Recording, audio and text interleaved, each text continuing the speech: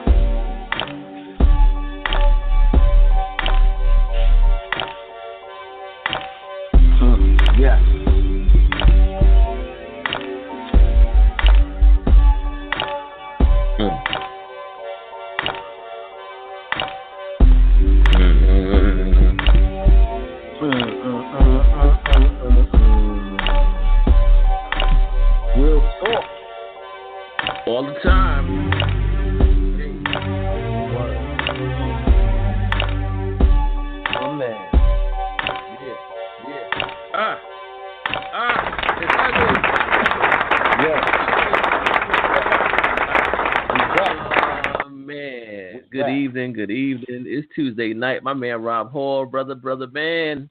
Yep, my man Real talk all the what's time. up, baby? We are in the building, baby. You know, 100% real, unpolished, unrehearsed, unapologetic, real talk for real people. The host myself, H.J. Morgan. My man Rob Hall is in the building. It's Tuesday, baby. It's Tuesday, and baby. favorite day of the week outside of payday. I tell you, tonight, super excited. Man. To have this topic and to have the brother that's going to be joining us, brother Absolutely. Patrick Crawford is going to be joining us tonight. We will be sitting down with him. He is a mental health care professional, and we're going to be talking about issues in the African American community involving mental health. This is something that is often a taboo in our community. In fact, it's avoided altogether, if at all possible. People flee from that, I don't know what. So we're actually going to tackle that tonight. It's something that we've talked about doing for a long time. It's finally come to fruition. And I'm excited about this because this is a topic that me too, brother. We're going to have to talk about quite a few times. In fact, more often than we do. Yeah. And it's the first time we're doing this kind of absolutely. It's the first time we're doing this show on Real Talk all the time. So this is the first for us, and I'm hoping that you all will join us. And definitely tonight is the night where we're definitely going to open up some questions and answers. Please press 1 and ask this gentleman when he comes on. He'll be on at 8 o'clock, top of the hour.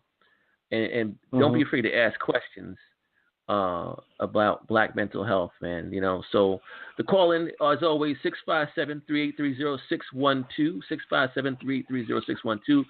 Phone lines are open, chat line is open, and we're gonna go ahead and get into it. Rob, my man, I'm gonna set it off with you first, sir. Our preliminary as usual. Rob, what you got for us, brother? Couple of things, man. We'll hit the well. You know what? Let me start off with sports first because sports is gonna be short and sweet. It's a wrap for the New York Giants. You already know. Oh yeah. You know what I'm saying? Yeah. I mean, damn. I think they just got to a point where they just said fuck it and gave up. Yeah. You know what I'm saying? Yeah. And I think they're trying to get rid of the coach, man, and it is what it is with that. You know. Right. So. Right. I love them, man. I know you love them, but they got to get the wah, man. Yeah. In fact, let me hit that. Let me hit that because, please. And I'm gonna say this. You know, not for nothing. Because of the climate. Because of the climate. I have not watched, man, a single snap of football this season. Now, let me tell you something. I'm a diehard football fan. I enjoyed the game. I love watching the game. Yeah. No doubt. I am a New York Giant fan, and because of what's going on right now in the country, I'm not watching. But I'm gonna tell you, if any season was a good season for me to sit my ass back and not watch it, is this season. Good God Almighty! The things I have heard. You know what, bro? Yeah, bro. Let me tell you something, man. Unfortunately, I try to catch a couple of games because I play myself, but you deserve a strong J. You deserve a strong J for the simple fact. I'm gonna take that, brother.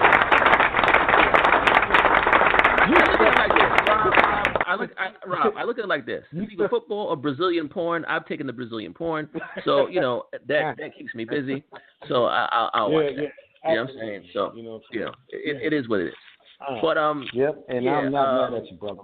Yeah. It is what it is, brother. I can't mess with these cats. But it's just interesting that they have gone straight down the shitter.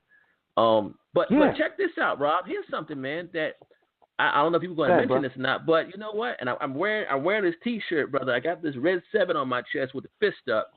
And please, representing Colin Kaepernick. My man, he's in GQ, man. It's Man of the Year, brother. What's your thoughts on that, sir?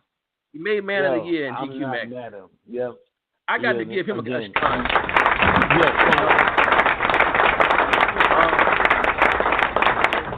What's your thoughts on that, bro? Let me tell you something, man, and I'm glad you brought that up. That was the next thing I was going to bring up. I'm not mad at the cat, man. You know what I'm saying? He stood up for injustice and was crazy. I guess Jay-Z was at a concert last night or whenever, and he was talking about that. He shouted him out too, for standing up for injustice. It's not about the flag, and it's not about all this other shit that everybody's trying to paint it out. Injustice. And that man deserves that shit, man. And it's fucked up that he's getting, and I hate to use this term because it's just, they associate black as being negative, but they blackballed him from, from football and all that shit, man. Yeah. You know what I'm saying? It's unfortunate, but I ain't mad at him, man. He did the damn thing. He looked good on the cover. And shout out to that brother, man. You do. Yeah, shout out. And, this kind of reminds me, man, of course, we were too young when it went down with Ali, when he did his protest, Absolutely. And, it's interesting, him and the brothers that were in the Olympics and put their fists up during the, national anthem, the Olympics. Yep. But it's just really interesting, man. And people are mad are hopping mad as hell. And I don't give a shit. Yeah. Be mad. I enjoy your tears on the rocks personally. I like them freshly squeezed. You know what I'm saying? So I will drink the dominant society's tears over ice, with some Douce, and a Cuban cigar. I give a son a fuck. But it is what it is. It is what it is. True, true, man, I'm proud of that brother, man. And like this, man, we always say this on the show. If you don't stand for something, you lay down for any damn thing. So he stood for something. You absolutely brother. Yeah. No what else you got, sir? Yeah, bro. All right, I'm gonna switch from. Well, actually, let me give him an honorable nod. The New York Knicks, man, they're trying to do something this year. Really? Yeah, man. Okay. Not saying that they're the best, but they progressing in the right direction, and they got rid of the fat, man. It was too many fucking problems in New York. You know what I'm saying? A whole bunch of politics shit, this and the third. So they got rid of motherfuckers. So shout out to the New York Knicks for trying to do this damn thing. You know what I'm saying? Right. So moving forward, man. Talk about a little bit of entertainment, bruh. What the fuck is going on in Hollywood, man? Oh man! Oh yes, I'm glad. I'm glad you mentioned that. I'm glad you mentioned that because I'm gonna tell you something. It seems as if it's coming out the woodwork. It's coming out the woodwork. Yes. The chickens have come home to roost, brother. Oh, absolutely, absolutely. And you know what? I mean, not for nothing, Rob. I mean, people said what they said about Bill Cosby, whatever, But now suddenly now. I'm hearing the narrative that, well, these things happened so long ago. Well, wait a minute now. Wait a minute. Same shit. I specifically remember Bill Cosby. Some of this allegations go back 35, almost 40 years ago. Now suddenly we're going back too far. Are you serious? Right now? Which one is it? You understand? So, your boy Harvey Weinstein, Kevin Spacey. What's this nut job that drinks tiger's blood? What's the school's name? This crazy white boy. I forgot his name now. Is it Charlie? Is it Martin Sheen? Man. The one Martin that has AIDS Sheen, now? Martin Sheen. I drink tiger's blood. This nut. He has done something to somebody. A little boy, actually, at the time, a young boy. He touched Kevin Spacey. Said, I apologize. I must have been drunk. you know what they say, a drunk mind speaks a sober heart. So you meant to touch somebody that night. You just didn't realize, you had dived so low that evening, But it's very interesting that this is all coming out, and you got some A-list celebrities that are bringing these accusations, man. So one thing is this: are we looking at a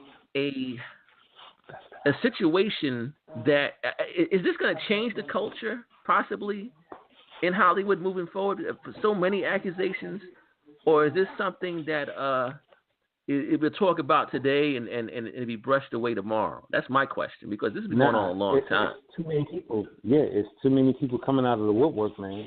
And the bottom line is, it's so many. It's like now, what's this cat? Louis C.K., the comedian. Yes, him too. Yes, misconduct and shit. You know what I'm saying? Right. And then a girl that played Wonder Woman, she was talking about, motherfuckers was stealing and groping her up and shit. You know the Amazon. So, she's bad though. Yeah. So yeah. I might have brushed her myself by accident. She's kind of bad. Gil Gadot's kind of bad. But I'm joking.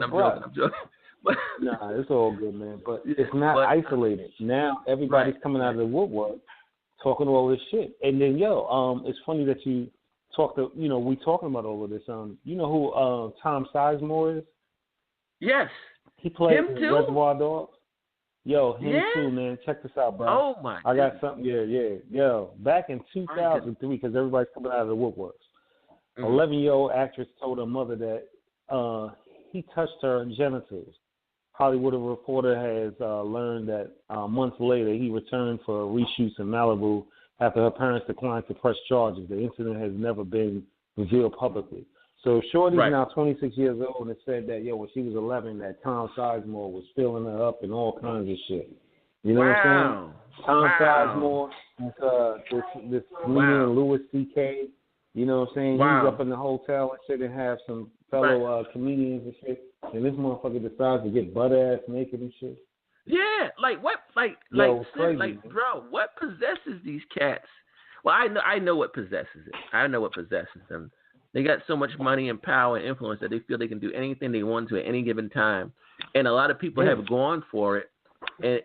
And like we talked about briefly a little bit last week on this, how, you might be, you want to get into the industry so badly that you might let some things go. You might let a little gropey grope or a little whatever, a little exposure go just to get on. But then after a while, after many years, it still seeps into in the back of your mind, your subconscious, until where one day it just has to come out.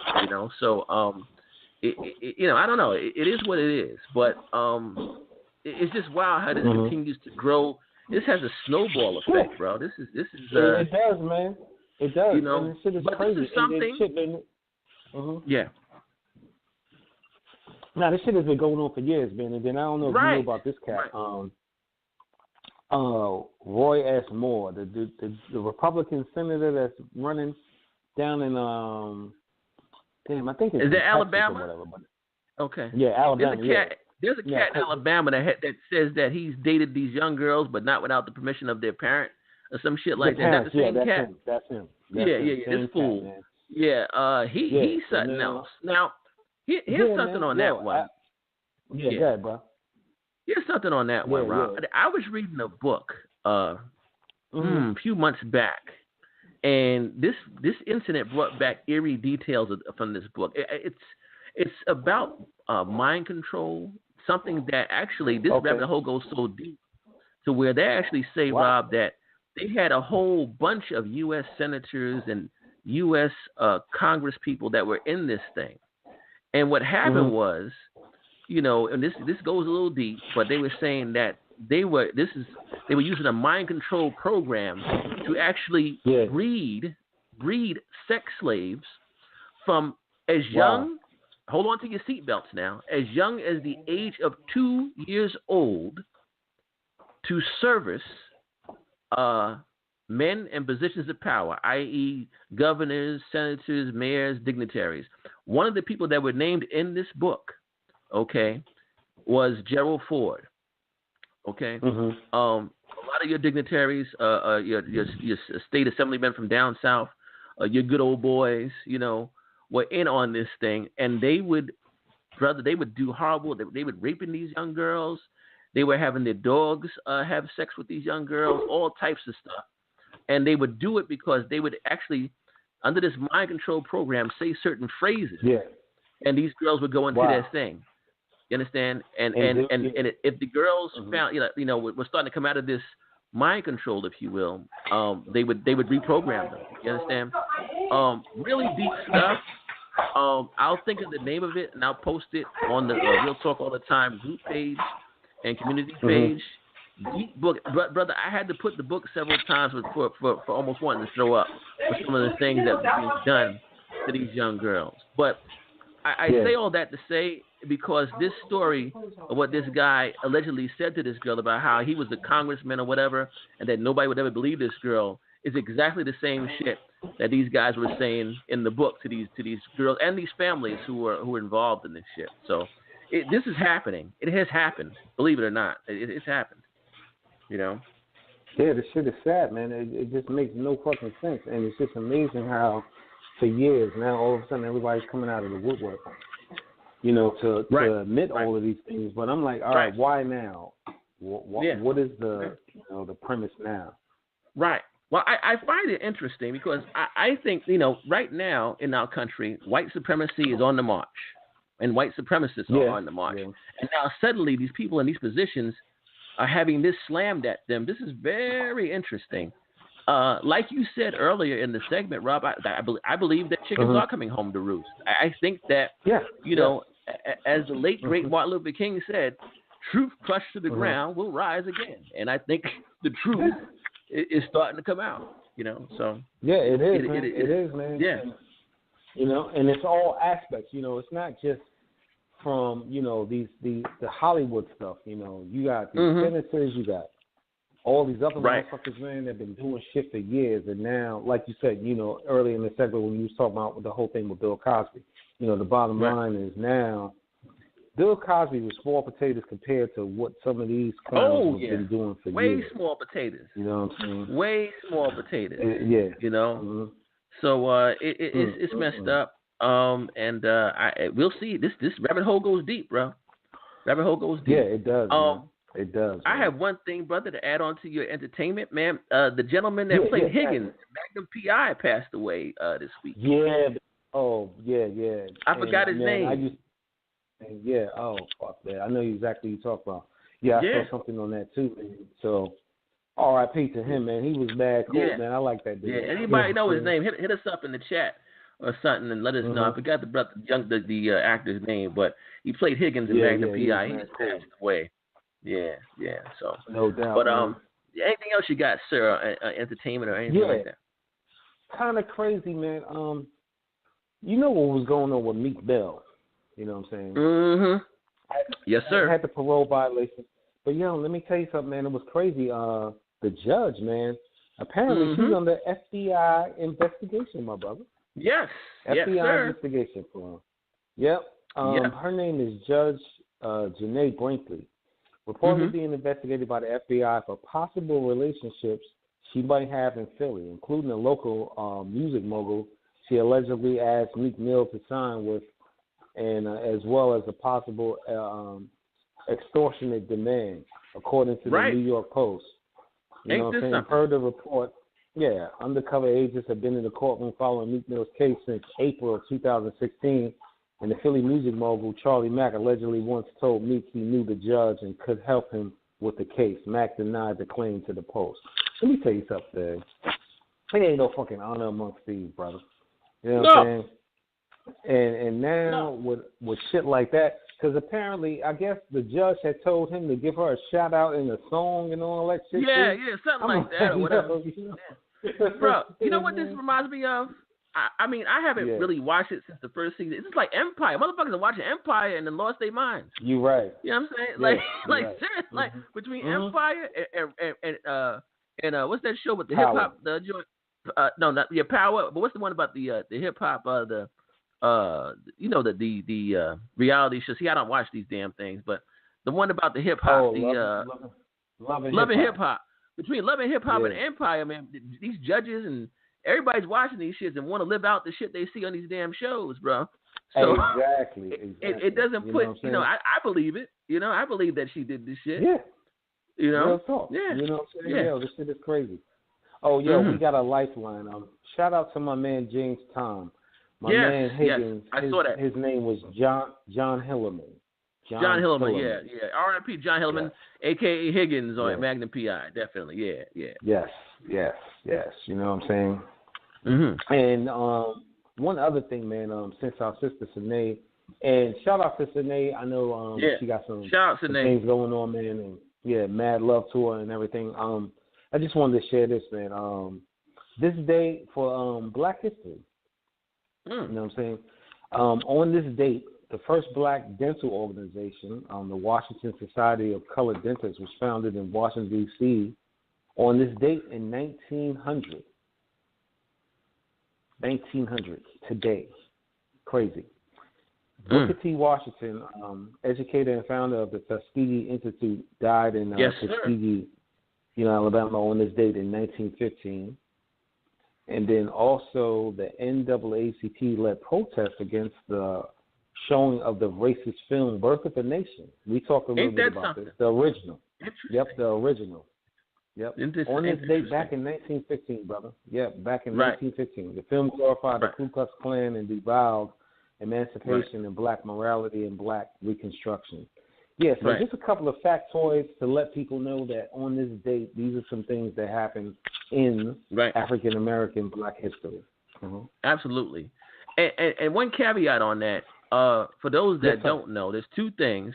One, because since we talk about Birth of a Nation, the latest Birth of the Nation by our brother Nate Parker came out last fall around this time as well. Mind-blowing movie. Excellent movie. Mind-blowing movie. If you have not seen it, if you haven't seen it, please see that, definitely. And I do want to give a nod and a shout out to the brother Tariq Nasheed, man, 1804, chronicling the Haitian Revolution, is out as well. Okay. Excellent, magnificent reviews on that. You need that in your life. If you're about learning some history about your people, you need 1804 in your life. It will open your eyes to a lot of things about the history of Haiti. So definitely check that out as well. Absolutely. No doubt. Now, do you have anything on politics? I got one thing if you don't have You know what? I actually have a couple, but go ahead and fire off, sir. Your boy, the Tangerine Man. It's just amazing how this cat just flows and says a lot of stupid shit. But the thing that gets me is with him, he was talking about clean coal. I just want to make this real quick. Right. Man, he dodged that bullet, man. He was talking about how, these experts are going to the mine, take the coal out, then they're going to clean it like they're going to take some dishwashing soap, clean that shit off, then they're going to put it back in the fucking mine, and, now it's clean. But he can just sit in front of an audience, man, and there's a whole bunch of ignorant-ass people that follow him. So you motherfuckers get the wah-wah and stupid motherfucking thought of the day. Yeah. I don't understand. But here's the thing, and this is big. First of all, I just want to put this out there. Good old Jefferson Beauregard Sessions was on the stand today, and he was in the hot seat today in Congress. And apparently Jeff Sessions has come down with the familiar Ronald Reagan disease of I can't remember. He couldn't seem to remember anything. I don't recall. I don't recall. He, those of you that are old enough to remember the whole Iran-Contra know what I'm talking about. But apparently, Jeff Sessions pulled out the old I don't recall routine from former President Reagan and Oliver North. This motherfucker couldn't seem to remember anything. He was anything while on the stand. And, I found that very interesting. Jeff Sessions, if you're listening or have people that are listening, in fact, I know your people are listening. This is that kind of show where we draw that kind of attention. I just want to say this. Exactly. I hope Leroy and them tear you out the frame when you finally go where you need to. All right. Oh yeah. I hope Leroy and them give you a warm welcome in cell block 5 because your ass is going to jail. Yep. You and the rest of your cronies. Yep. If there is justice in this country, which is still that verdict is still out, but I would hope there is. Absolutely. But yeah, Jeff Sessions, you get ready. Yeah. Start doing your Pilates. You know what I'm saying? Yep. Start doing your Johnson, the booty warrior. Yeah. Yeah. Start doing your Kegel exercises. Exactly. Tighten that shit up. There you go, baby. They don't want it loose. You about to get some beefcake for your life for sure. Yeah. You know what I'm saying? Yeah. You know what's so funny? We know he doesn't like black people, so it's going to be very interesting. To go from that to have a black boyfriend in jail. So yeah, there we go. Yeah. But anyway, I digress. I'm having too much fun tonight. Oh man! But here's something a little bit more serious. And being that we're talking about mental health, and of course the tangerine is not black, but we're talking about mental health. It's come up today, Rob. Something that we've talked about for a long time. Donald Trump's mental capacity is coming in question because he has now access to the launch codes of nuclear warheads here in the United States. Exactly. In fact, I believe he has access to over 900 nuclear warheads. Yes. Looking at this man, his behavior and his mannerisms, I got to ask you this, Rob. Is this the kind of guy you want to have the ability to basically destroy the entire planet? Do we want that type of capability in the hands of somebody like the great Tangerine? I want to hear from you and what your thoughts are on that, sir. 2 syllables. Fuck no. What a simple fact. I'm putting it out there. It's real talk all the time. I thought Kim Jong was reckless, but this motherfucker, man, he constantly he's gone. Saying all kinds of shit, man. And I mean, when you look at his verbiage, his vocabulary, right. And it's funny, remember, the media that he calls fake news, CNN, and all these other people and shit, and this.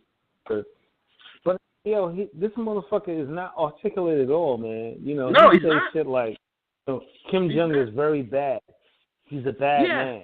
This Come on. like a kindergartner would say. C-spot run. You know what I'm saying? C-spot run. Exactly. Like, what is... like, come on. Listen, man. He can't even get, and use any of Dr. Seuss's manner. At least talk like Dr. Seuss.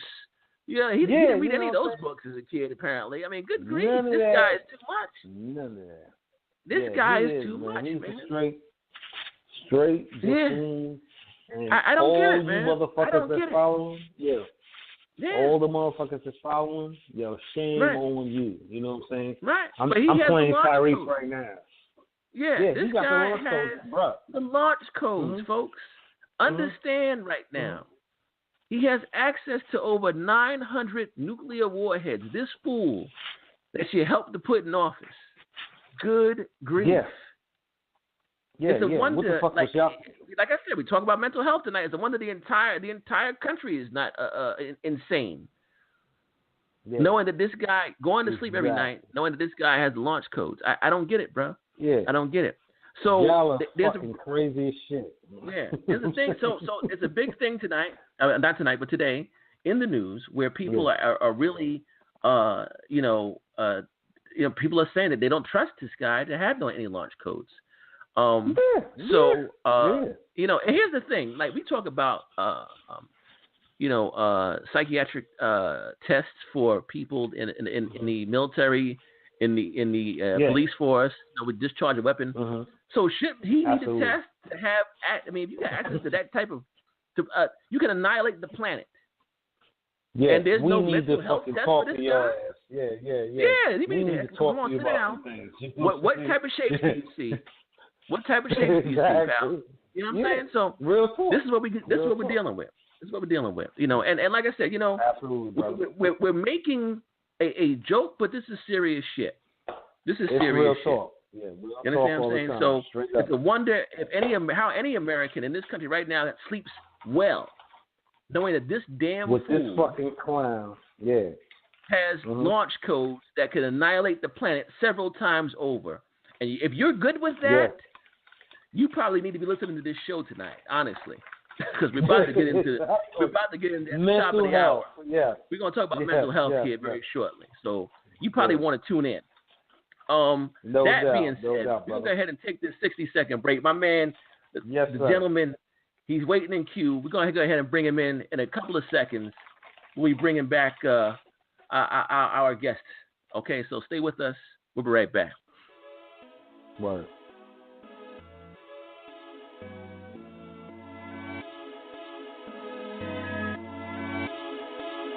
Real Talk Radio. Real Talk.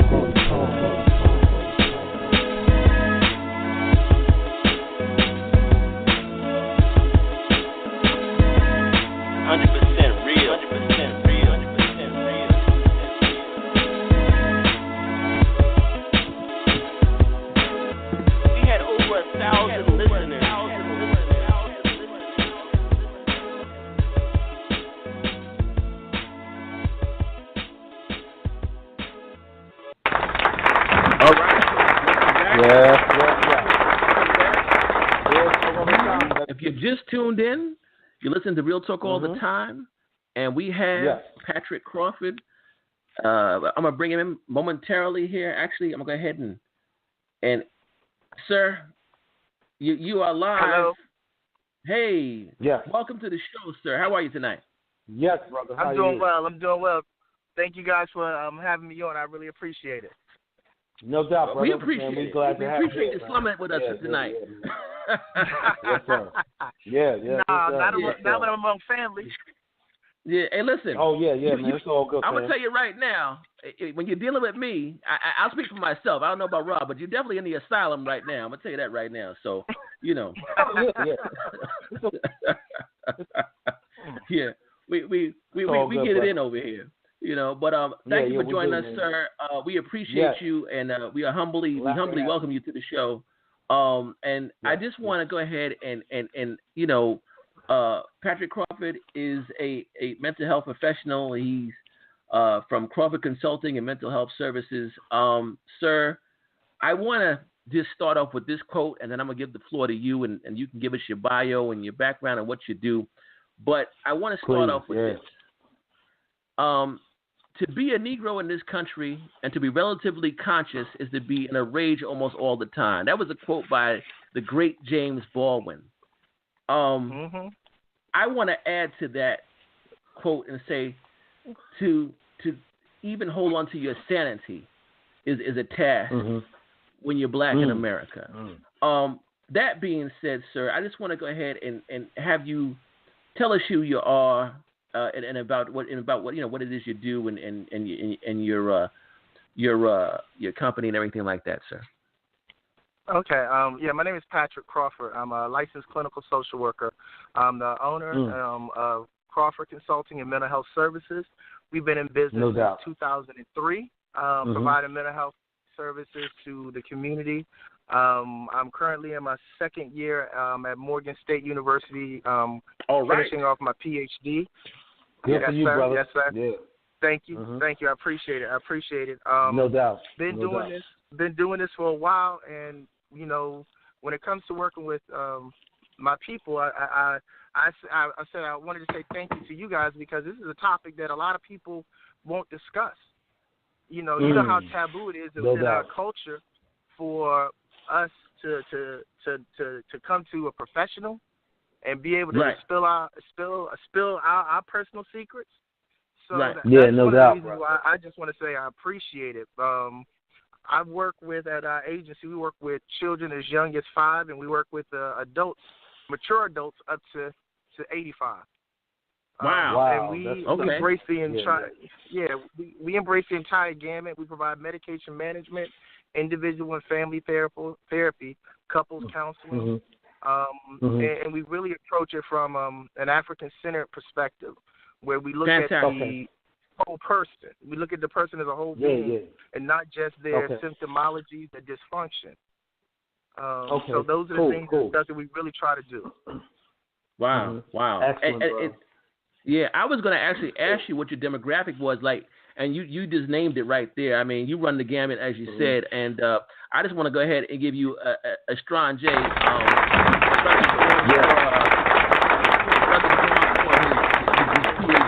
And that's fantastic. All wow.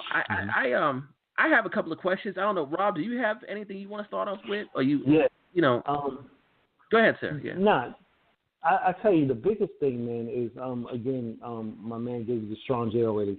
We need people like you to deal with these issues because it's personal to me, man. I have it's crazy.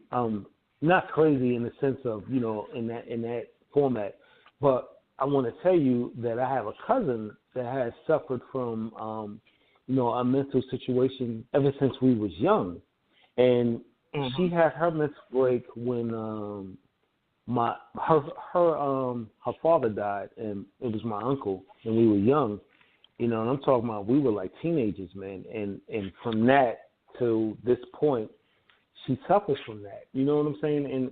And a lot of people don't realize how serious it is, man. You know what I'm saying? How serious it is. So let me ask you this, bro. I mean, what made you decide to get into this profession, and why did you do it?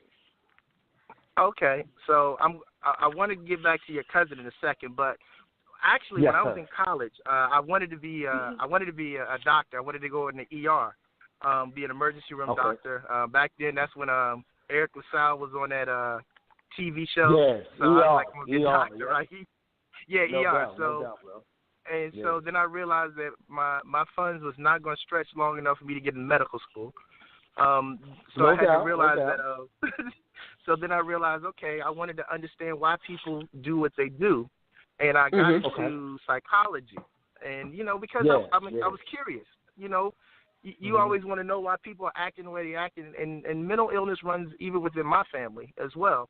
So I started to, you know, get into college, and I started to go in psychology. And this one psychologist, when I was doing some stuff at a substance abuse center, he told me, hey, you know what, you should get into social work. Now, this was back in the late 90s when he told me this. Wow. Okay. And I was like, okay, let me check out this social work stuff. And so it allowed for me to go into that process and really start to understand the impact, not just from a psychological standpoint, but also from an environmental standpoint. And the environment shapes so much of how we live our lives, our community, the people we hang around with, our peers, and they had such a great influence. And I never understood that because we all heard that saying, you know, stand on your own. You know what I'm saying? Don't follow nobody. But it's hard not to follow anybody when everybody is doing it. And I had to really start to understand that process of how people impacted an individual and how individuals impacted other individuals. So I really was a curiosity that was fueled by family challenges, but also the fact that I was really into wanting to even understand myself more, why I do what I did. And so forth. So I really got into it, and then I honed my craft by some of the agencies I had the pleasure of working with. I became an N2 certified psychotherapist, and, you know, that really focused on the spirituality and African-centered social work. And that was something that was really, really positive to me. So going through that process and really starting to understand who the true foundation of, you know, psychology was. You know, you hear about Western psychology, but it's really bred off the backs of African psychology that was done way back when you talked about Akhenaten and Amhotep, and you talked about all of these people that had philosophies that really were grounded, but they came and they took information, transcribed it, and then they reintroduced it to us. And they never looked at it from a holistic perspective. It was always about what your behaviors were. It was always about let's control your symptoms. And that's really what has evolved into what we do now. It's never an issue foundationally. It's always when you do something, let's look at let's how we can curb that behavior. One of the things you said, I think, Rob, you were talking about, bro. You were saying something about your cousin. And statistics show that most children suffer from mental illness at the age of probably as early as 14. But like I said, I have people with children in our clinic that come in at 5. And that stays with them because the fact that we don't realize that there are opportunities for us to receive services to address those needs, but because of our culture and because of the stigma that's attached, it's not something that's likely for us to take our children to a mental health provider or to someone to work with us, because let's be 100 here. You don't trust too many people that don't look like you to come in and help you, because we all go by that golden rule. What goes on in this house stays in this house. That's right. Real talk, bro. Real talk, bro.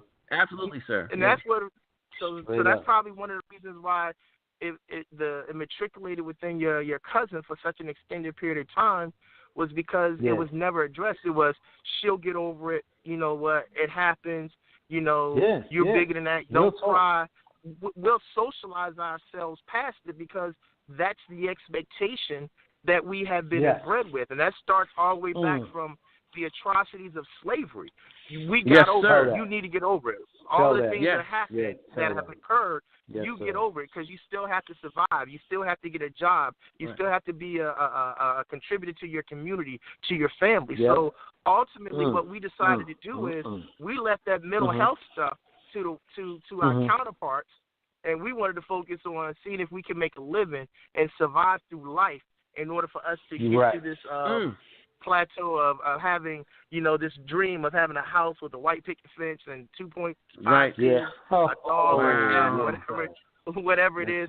So there was never really a focus on the emotional well-being of our children, which ultimately led to, you know, struggling or strained adults because they didn't have the coping skills or the ability to heal themselves naturally, because it went unnoticed.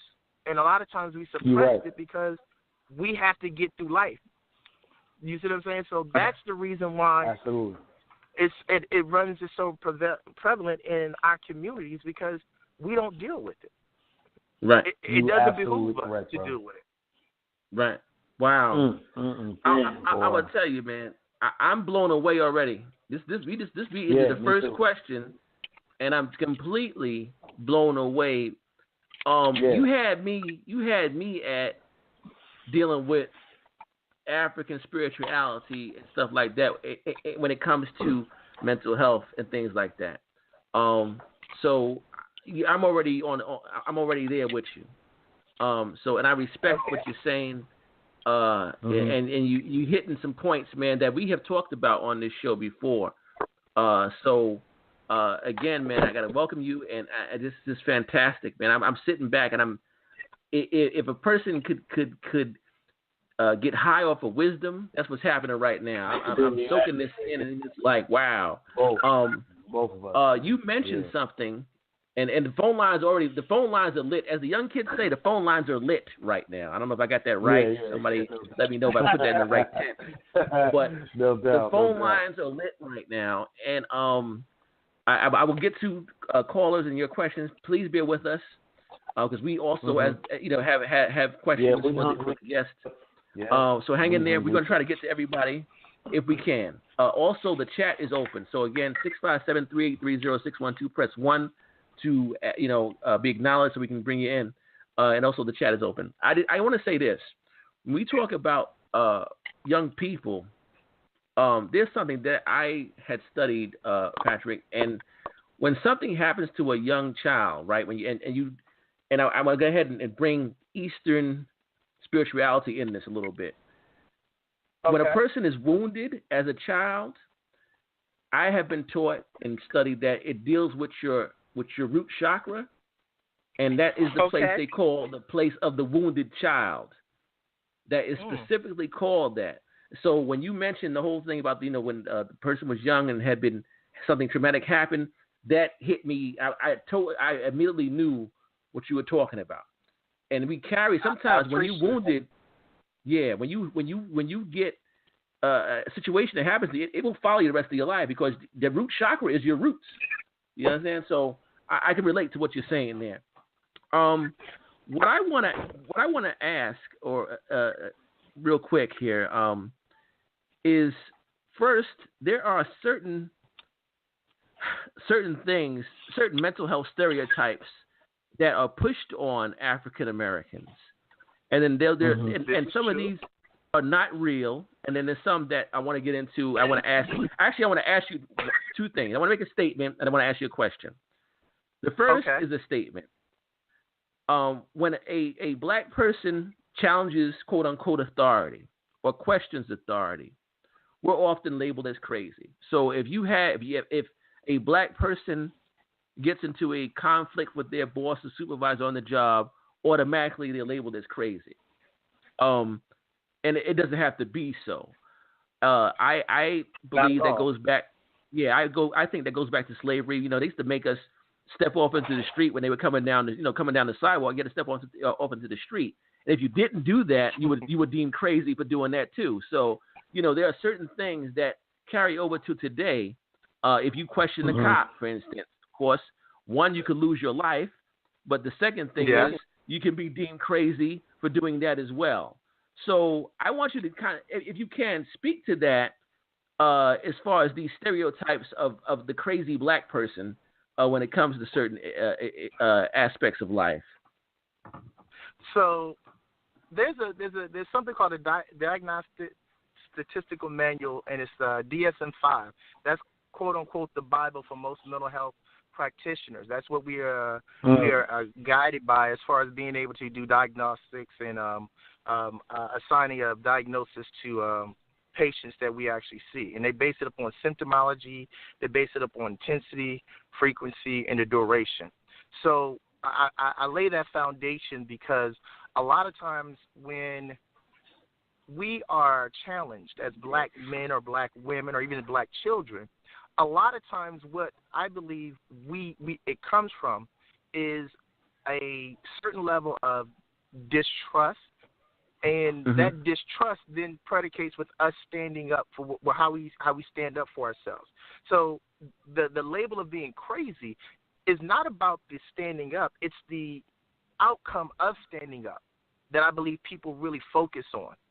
Does that make sense? See what I'm saying? So it's not necessarily a standing up for ourselves. It's what happens after we stand up. So if a police officer comes up to us and says something to us, if we address that police officer, it's not the fact that we're addressing it that makes us crazy. That's not what's going to be the label. And let me be very clear. We're not crazy for standing up for ourselves. We're labeled crazy because of the outcome from that interaction, whether that be a supervisor or someone who's above you that is, engaging you in a conversation or a dialogue that you are emphatic about or you are passionate about and you're standing up for yourself. Yeah. So I don't see that as being crazy, but the label is, well, do you know the outcome? Well, if you stand up to your boss and you engage your boss and you're passionate about something, the outcome is you could be terminated. That's crazy. Exactly. Correct. But that kind of ties back to our socialization as African Americans, as blacks, to say get through that so that you can still reap the benefits. We're going to suppress where you are emotionally, and we're going to teach you how to suppress where you are emotionally so that you can continue to work. It doesn't matter where you are emotionally, how fragile you are, and how torn down or beat down you are because of the psychological stressors put on you based upon your being belittled, being undereducated, being underemployed, all of the stressors that come along with being black in America. And so those are the things that I think that lends itself to black people being called crazy because of how we've been engaged or how we've been approached with someone who may be in authority. Okay. Yeah.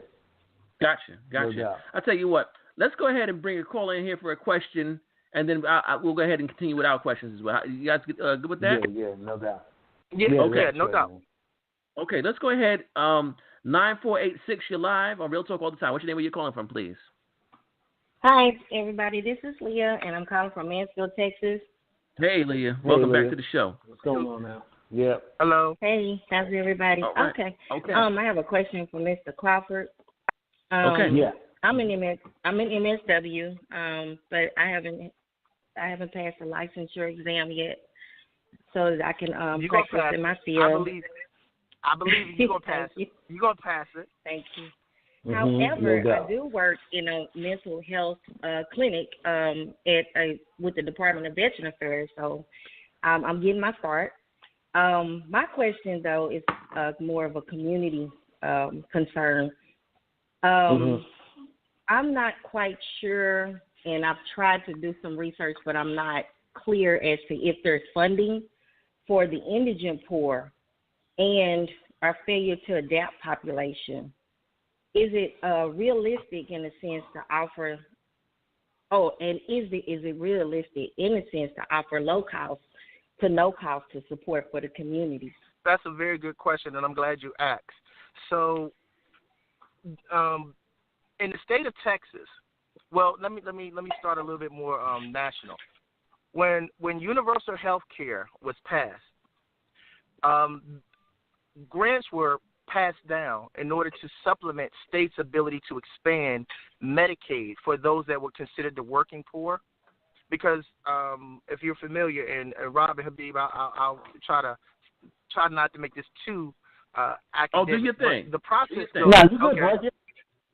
Okay, so the way it works is it's on a needs basis for Medicaid.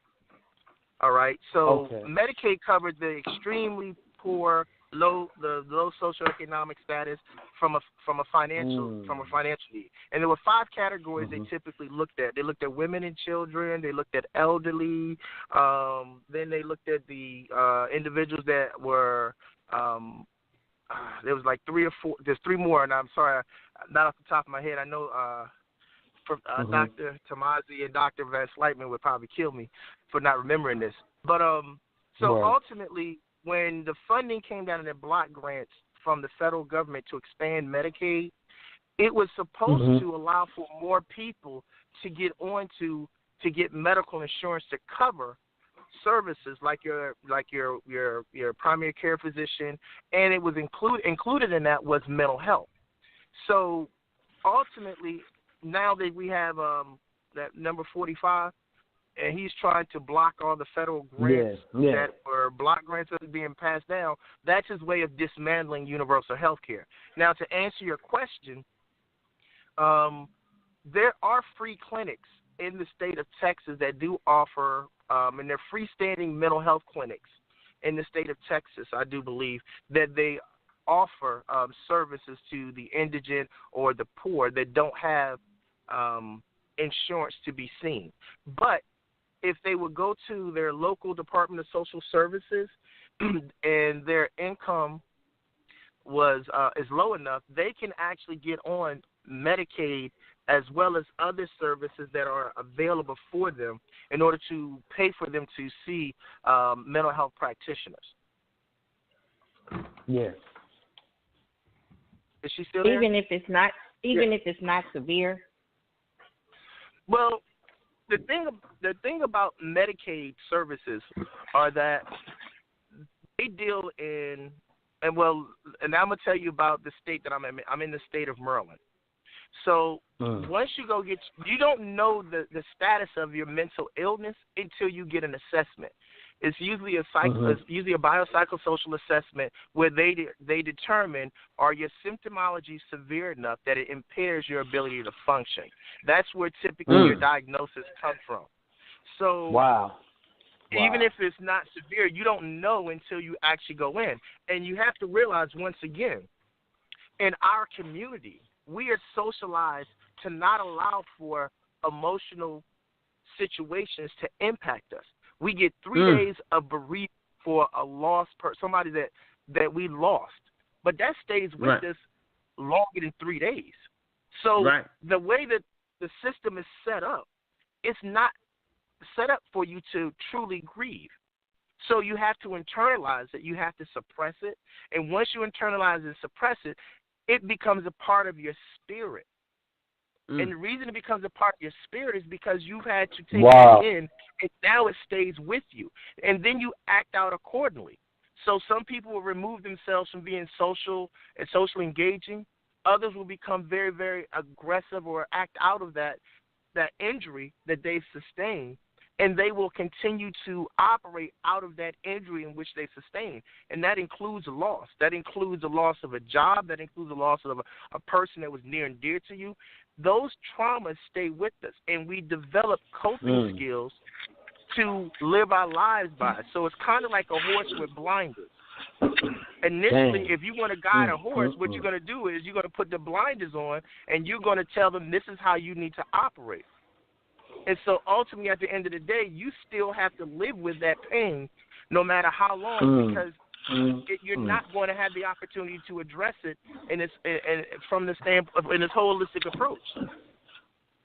Wow. Thank you for that. I have one more question. I'm done. Go ahead. In terms of the school system, would you say that there's more awareness in the school system now? Because I just haven't seen it in the past. And we all know that this is where it needs to start, of course. But are they implementing any programs now so the children can be aware of what mental health is? What does it look like? You know. Okay, so this is a very interesting question you asked.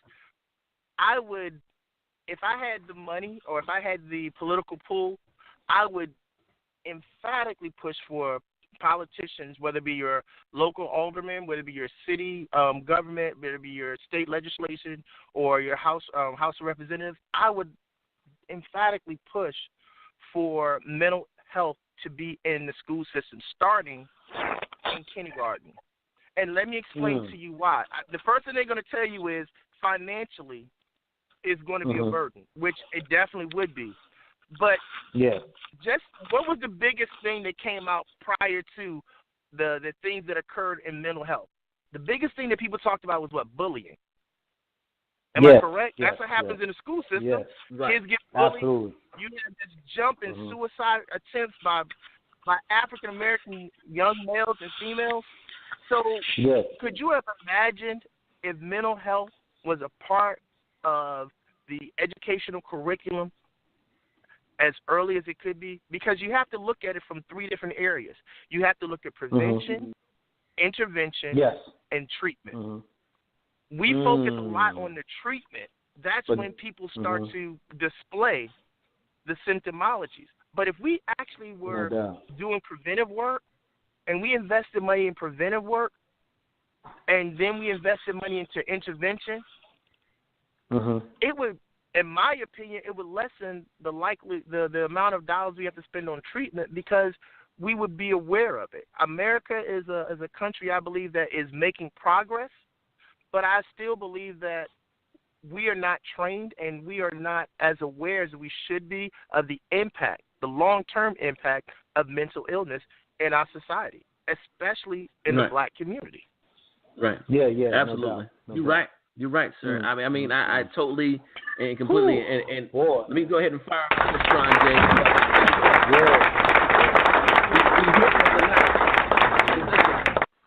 You're throwing the balls and you're knocking them out the park. So I mean, you know, it is what it is. I want to go ahead and ask you this, and Rob could be a witness. Can I get a witness? Rob is my witness. When I was growing up, we had friends.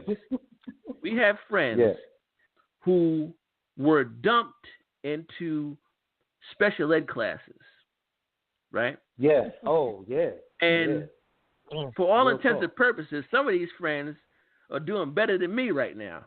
You understand what I'm saying? As an adult. So my thing is this. Do you experience our children being unjustly dumped into special ed classes under guise of having mental illness who are not mentally ill at all or not having any type of stressors that would put them there? They have other issues maybe, but other than that, they're basically geniuses, and they're just thrown into these classrooms with 3 kids or 5 kids, and they're being misdiagnosed. Do you experience that in your practice? Do you get kids that come in who have been unjustly put into these situations? Absolutely. Okay. The most overdiagnosed disorder for African American children is attention deficit hyperactive disorder. Okay. And the reason I say that, and just to give you a background, attention deficit hyperactive disorder is a disorder where a person lacks the inability to stay focused for an extended period of time, or they're hyperactive, meaning that they're not able to stay in one place and be seated for an extended period of time. Now, from my experience in working with the children that come into our clinic, a lot of these children suffer from trauma. And when I say trauma, I'm talking about they grow up in communities that have a lot of high violence, a lot of dysfunction within the family, underemployment and education. And so ultimately what ends up happening is those children are funneled into those special education classes. But you have to understand, when you go to school, the primary focus of a school system is to do one thing. That's to educate you. Yes. Most of the teachers gain their experience for working with children that come in with emotional disabilities or severe emotional disabilities over the course of working in that field, and then they go back and they may get certifications. And so they don't have the same perspective as a mental health practitioner when it comes to working with those children. So what may happen is they will be put into these classes, and to some it's a benefit. And let me explain to you. So sometimes it's a benefit because if it's caught early enough and you have the right resources in place, then that child gets the intervention, because if they're put into that special education class, you're now dealing with no longer prevention. Now you're dealing with intervention and treatment. So they're misdiagnosed, but when a child acts out or when a child starts to display those behaviors, you have to address them, because it's going to push them further down the academic trail as far as their ability to accomplish and achieve. Teachers can sometimes become so frustrated that they don't want to teach them, or there's such a distraction that the teacher's spending so much time with them that the entire classroom does not get educated.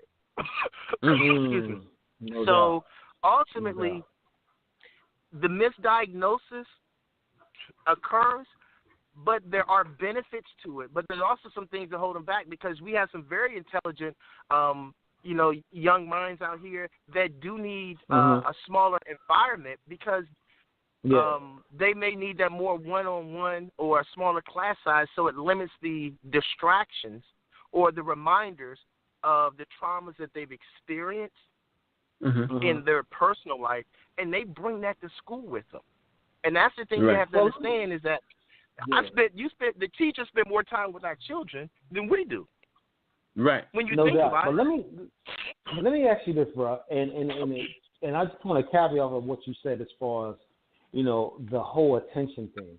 All right, now that you have social media like, your Facebooks and Instagrams and all these other different programs and whatnot, you have these kids that outside of the bullying, they also get into this whole, in their mental state that they have to be popular and they have to do all of this shit to keep up with the Joneses, for the lack of better terms.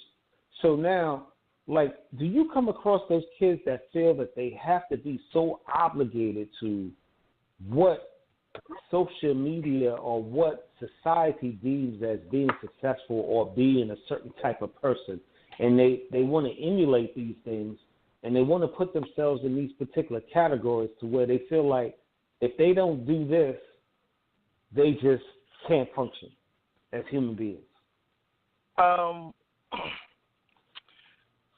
I think that with technology, it has brought a lot of positive and negative attention to our children. And so ultimately what ends up happening is our children become so inundated with, let me take back that. When we were growing up, we always wanted to hang out with the kids and stuff that was cool, the kids and stuff that knew about the parties, and they were doing those things stuff because our peers are really important to us, even as adults. Right. When we want to have a good time, we hang out with our friends. Right. So this technology allows for us to connect. It allows for us to feel like we're a part of something.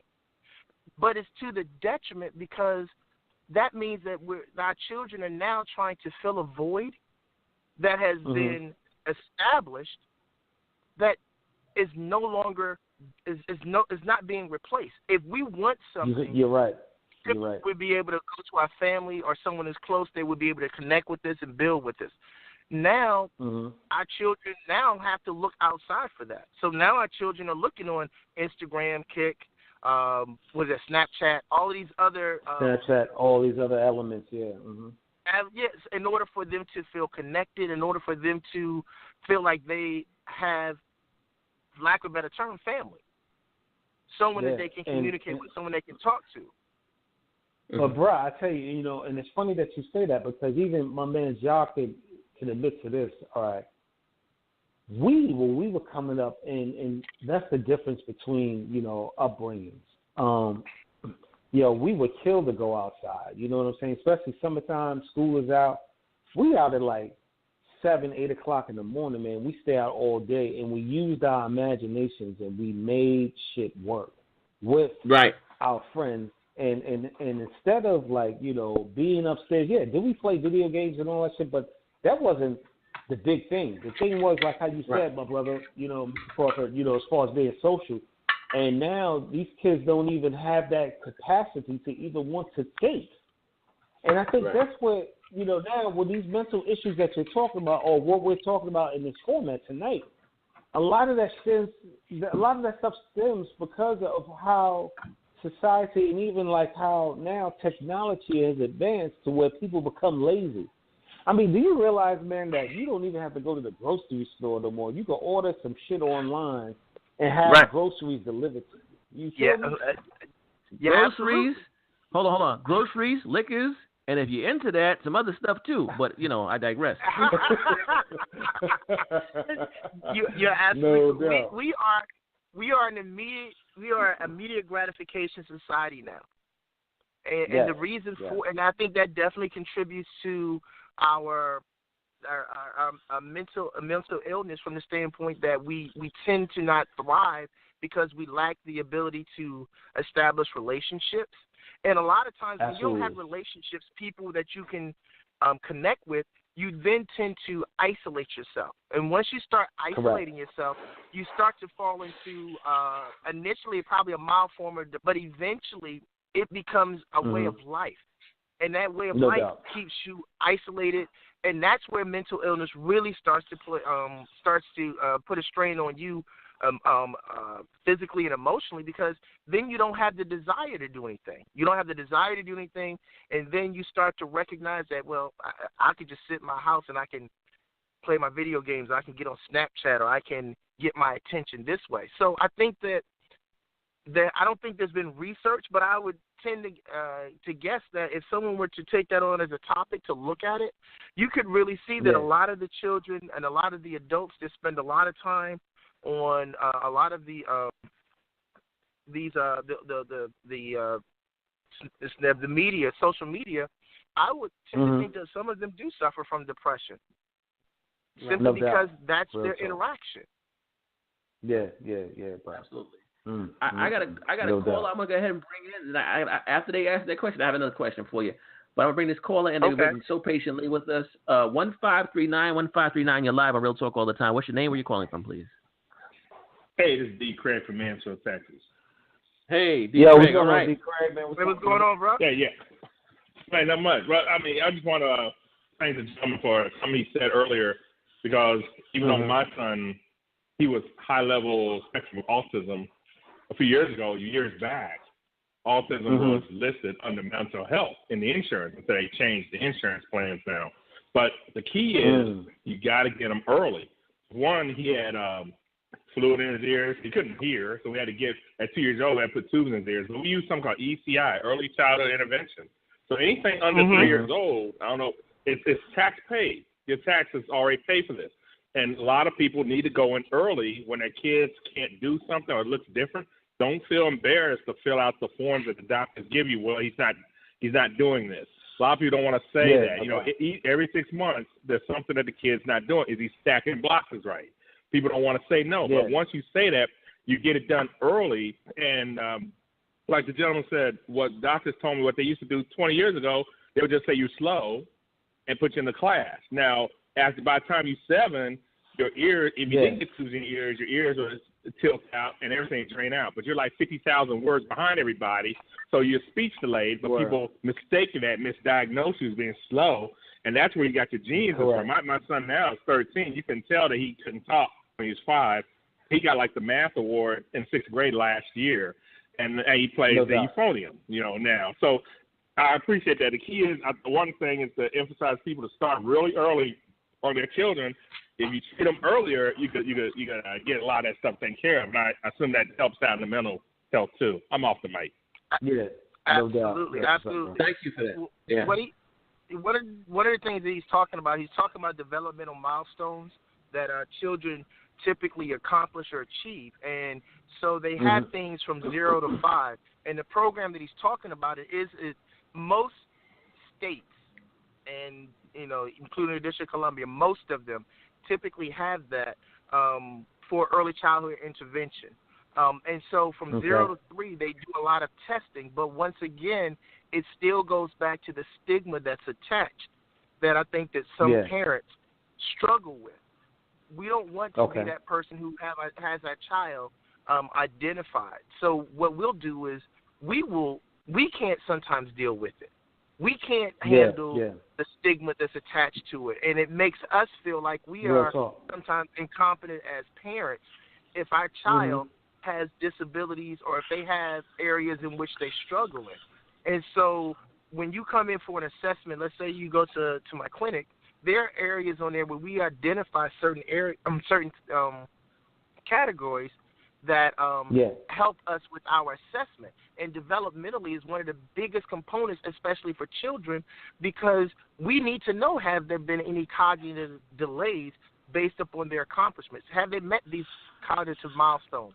Have they been able to button their clothes? Have they been able to walk, talk, things of that nature within the time frames? Now, not everybody's going to work on the exact same time frame, but it helps us with our assessment because one of the things that he said is that the autism spectrum used to have a lot of different categories even within it that helped us understand where a child's functioning was, whether they were, and traditionally used to have a diagnosis called Asperger's, where children were, they were able to function, but they had social deficits or challenges that prevented them from interacting.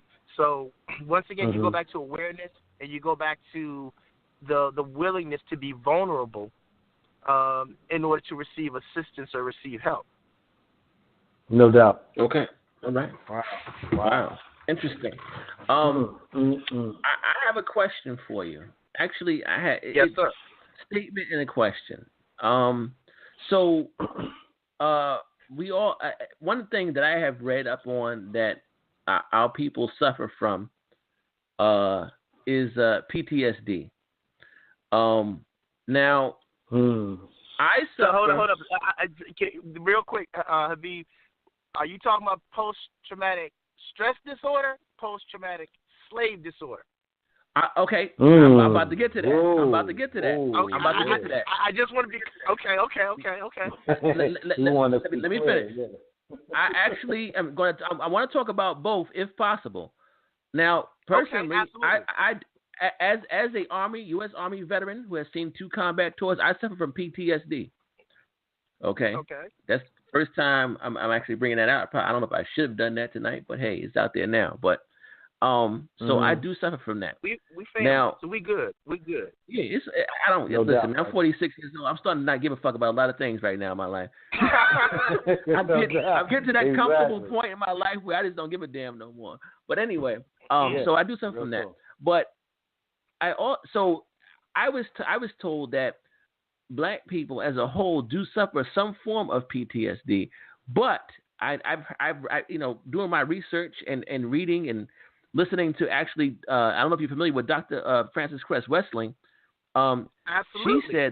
She said that we suffer from post-traumatic slave disorder. So can you speak to both, and how real is that for us? Either one, PTSD or post-traumatic, or post-traumatic slave disorder as well.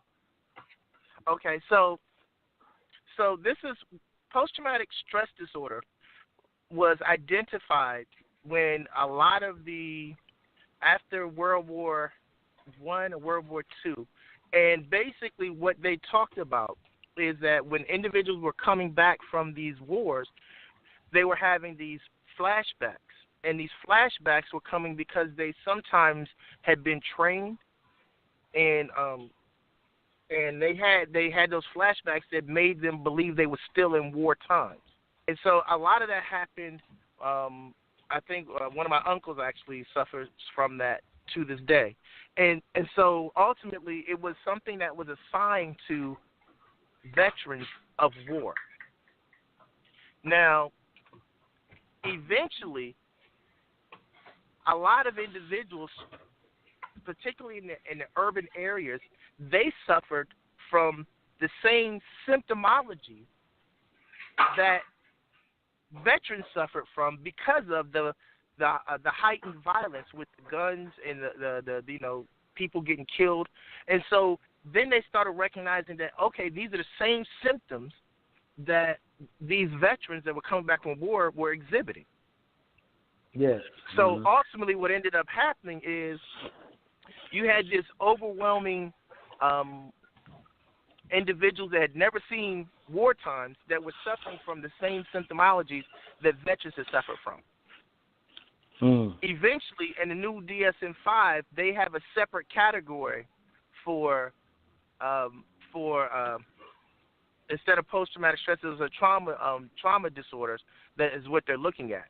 Now, I'm going to go back to post-traumatic slave disorder. When Dr. Frances Dr. Frances Cresswell brought that up, she was talking about the historical perspective of how we suffered generationally. Right. Based upon slavery and how it has impacted us. It was not only by Dr. Frances Cresswell, but it also had Dr. Naomi Akbar. There are books written right now that you can actually look at from Dr. Patricia Garrett has one called Post-Traumatic Slave Disorder. There was another book that was written out there by Dr. Omar and he talked about post-traumatic slave disorder. And basically what they're saying is this: because of how slavery impacted us and how we were worked and we were not reimbursed for our service, for the services that we provided, it developed in us a manner in which we now continue to live our lives. But it came from slavery, and it impacts our lives to this day on how we actually operate and live our lives to this day. You have men that will never take a sick day because they recognize that, hey, I need to work. And because I will continue to work, if I'm not working, that I may be less of a man. There are women who were raped, molested, as in slavery times. That has been something that has been indoctrinated to us that says, okay, now you have to get past this because you can't carry that trauma that you suffered, and it has been passed on generationally, and those things continue to exist in our society today. And ultimately, we continue to suffer from it, but we suppress it. We don't deal with it. We don't acknowledge it. Because once again, I ain't crazy. You crazy. I'm going to be all right because I got to make this money. I got to get to this house. I got to get to this job. I got to buy me this new car. I got to get this new house. I got to get these new clothes. So all we've done is replace the process of healing with looking good, but not feeling good. Yeah, no doubt, bro. No doubt, man. Yeah, that's real. That's real. I mean, you brought so much light to that, and I definitely wanted to ask those questions to you tonight, man. It's just wow. You know, again, I'm blown away with your depth of knowledge into these topics. I can tell you right now, we'll definitely have you back several more times before it's all over and said and done with. Rob, man. Rob, questions for our guest tonight, man. It's on you now, sir. I'll tell you, man. Yeah, bro. Oh, man. Yo, Pat, let me tell you something, dog. You opened my mind up to a lot of different things, man. And one of the things I wanted to ask you, too, man, we have a lot of, like, teenagers nowadays, man, that are ready to, like, commit suicide. You know what I'm saying? And I had a daughter that attempted twice. And the thing that got me was the way I'm understanding it, because she put so much pressure on herself. She wanted to be the best and wanted to keep up with, you know, how social media deems, and she did all these different activities, man. And, you know, there's other things going on, but it's like when you talk about these teenagers nowadays, man, how do you deal or how does a parent, what could you suggest for parents or even anybody that just knows somebody that's, you know, these young guys or young girls, how do we help them to cope? Because they don't even know what fucking life is, bro. They don't have a clue, and these cats are ready to shelf themselves at like 14, 15, 16 years old. So, in my experience, when it comes to individuals that have suicidal ideations, that stems from that typically stems from depression and isolation. And a lot of times that isolation, that inability to connect, that's what these teenagers are feeling. And then there's so many things that are coming at them that they don't understand it. And they always somehow believe that not being there is the answer to whatever ails them, whatever challenge they are. But for parents, and I will encourage all parents, always be able to check in on your children, recognize how their behaviors have changed, recognize when they tend to go up in their room all of the time, because I get it. They want to go up to be by themselves, and they want to be on their Snapchat, and you never know what's on Snapchat or what's on Instagram. Correct. And so a lot of times parents have to be more engaged with their children. And this is not saying smother them, but being engaged, checking in on them. How was your day? How was everything at school? What's going on with life? You know, if they have friends, what's going on with this person? What's going on with that person? That is the one thing that I believe that parents have to make a concerted effort when it comes to the mental health of their children, is they have to make an investment in making sure they are aware of what's going on with their children. Because a lot of times as parents, we can get caught up with work, making sure that there's food on the table, making sure that the rent is paid, making sure the mortgage is paid. You know, we get caught up in the fallacy that our lives are going so well, and I have to do this, that we forget that we have a responsibility sometimes. And it's not intentional, I don't believe. I want to be very clear. But I don't believe that parents recognize the value they have in being a parent and just being there and checking in on the children, especially these teenagers. If you don't know what's going on with your child, it makes it very, very difficult.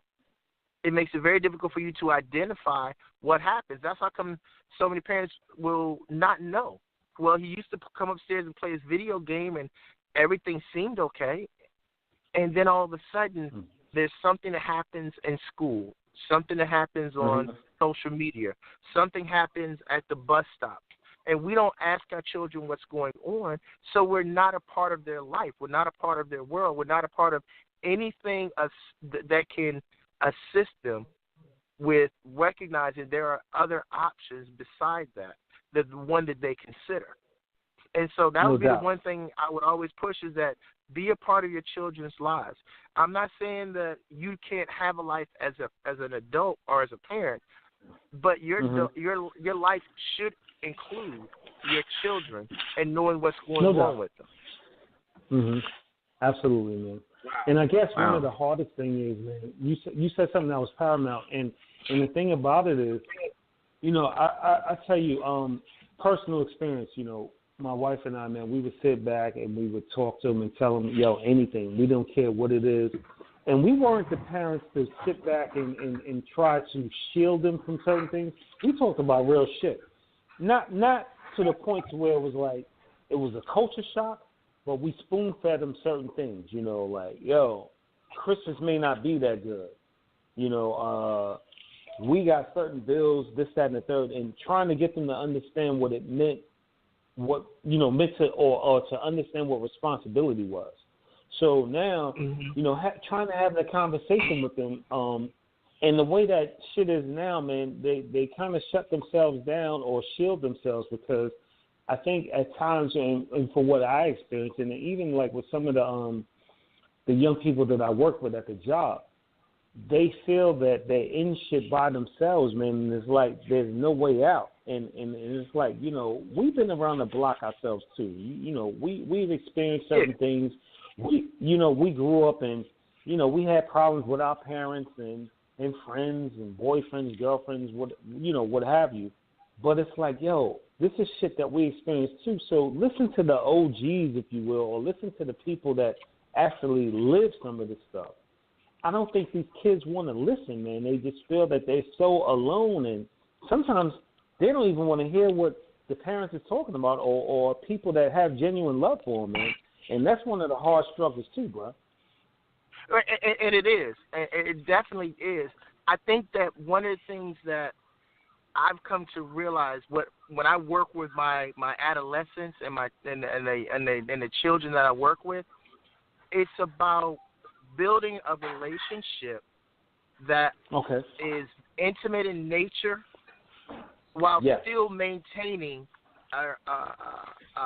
authority, a role of authority within your child's life. So one of the things that I do try to work with when I work with children is I listen to them. I listen to their language. I listen to their music, and sometimes I get lost in listening to their music. But I listen to it, and I do. Better than me. I listen to it because. No doubt, brother. I feel you, man. It allows for them to express themselves because when we grew up, we were taught you were a child. You were to be seen and not heard. Yes. Real talk. Mm-hmm. But one of the things that we had to also live with is that a lot of times we had to not be able to share what we were feeling. And I think that as we became more educated than our parents, and we became more aware, then we wanted to hear that conversation, but we still held on to some of those same values that help get us to where we are. But we have to find that fine line of being able to say there are certain areas in which we are going to be your parent, but there are certain areas where we have to not allow for our role to put a strain on the love that we present and share with our children. And it's a fine line. It is. I'm not saying it's easy, but it's something that we have to consistently work with in order for them to feel like they are they're validated as individuals, as children that are growing up to be young adults. No doubt. Wow, man. Yeah, you said it right there, man. And you know, it's funny, man. What you just said just made perfect sense to me for the simple fact that, you know, when we was coming up, like you said, pretty much, you know, grown folks are sitting at the table, you need to go to the room and shit, you know, along those lines. And now, as a parent and as we're older, we try to change the game up. We change the verbiage up a little bit. It's not like how it was back in the days. Look, you're not getting up from this table unless you eat all your vegetables. You know what I'm saying? Now, we give the kids choices and stuff. Eat a little bit of this, and then we'll still be good. You know what I'm saying? I mean, the dynamics of how children are raised back then, like when we was coming up versus now, it's two different things, man. And it's funny how you said, you know, Pat, as far as along the lines of listening to the music, because you got to try to put yourself in their shoes and try to understand their language and where they're coming from. And I guess, you know, sometimes it's just kind of hard But I understand it and I get it, man, and I try to appease that as much as I can. And then, like how you said, there is a fine line between being a parent and being a friend. You know, I'm your mother, father first before I'm your friend. And I'm not saying that I can't have that relationship with you, but you have to understand that now when I turn that light switch back on to being your parent, it is what it is. You know what I'm saying? Absolutely. Right. Absolutely. And it's a work of, see, I wanted to say something really quick, and I know we got to get ready to go. There's a natural process for healing that we all engage in. But what tends to happen is when we become injured, instead of us addressing that injury that we sustain, we just say, you know what, I already know what that feels like, so I'm never going to feel that again.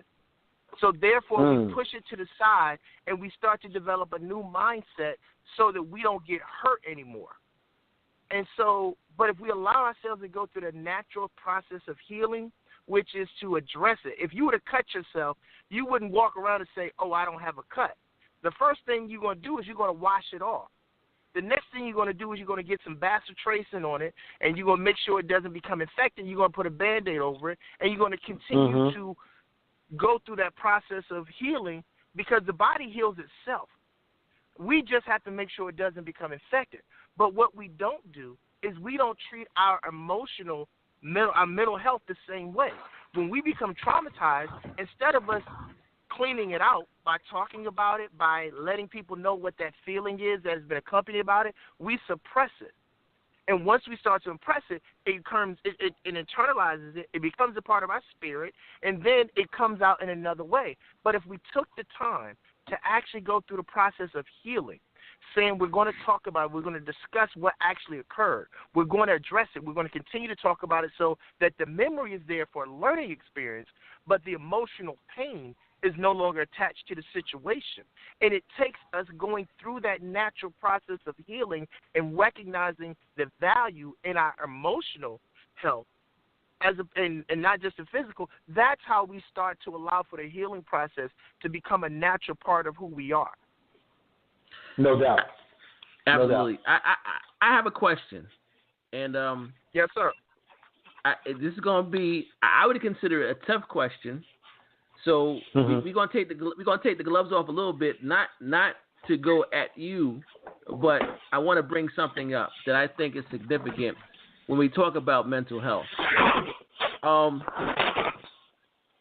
Mental health as an angle, okay, that's played in the media, okay. And you probably can already know where I'm about to go with this, but I'm gonna go ahead and speak on this. Okay. We have certain incidents that happen across the country, okay, where you have, let's say, the Vegas shooting, okay, the Walmart shooting, the church shooting, right? And the first thing that comes out is this individual is mentally ill. Then you have Eric Gardner in New York choked to death. You have the beautiful sister in Baltimore where they ran up in her house and killed her and shot a 5-year-old child. You have all these other incidents. You have Micah Johnson in Dallas. You have Gavin Long. So what I'm trying to say is, why is it that the mental health card, let's say, okay, let's use that. The mental health card is used in some situations, but never even acknowledged or even hinted at in other situations. And it very well could be a mental health issue. If you understand what I'm trying to say, what I'm saying. I feel you. I do understand you, but let's look at it this way. First and foremost, when you start looking at the judicial system, when you look at the judicial system is supposed to be about justice. It's supposed to be. So in every incident that you brought up, you have to then start looking at the judicial system and how it is set up. It was never set up for black men and black women to receive a fair trial as it relates to right. As it relates to mental illness. Now, our right. counterparts, because it's been such, and the media does a job on us when we see it, because they will continuously emphasize over and over again the mental. And this, I'm not going to say that those individuals that did the Las Vegas shooting, the church shooting, they suffer from mental illness.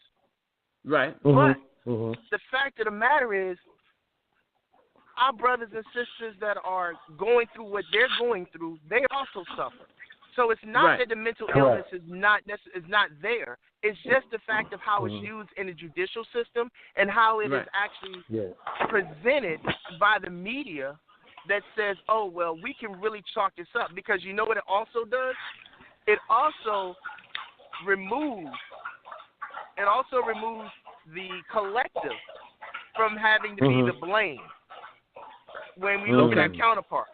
Our counterparts can say, oh, well, they have mental illness. So that's not You're not speaking us. on it, brother. That You're was speaking just on him. it. That's just him. But when you start Mm-hmm. talking about us, then we start recognizing, then you start saying, they may have had some social emotional problems, but they didn't have no real mental illness.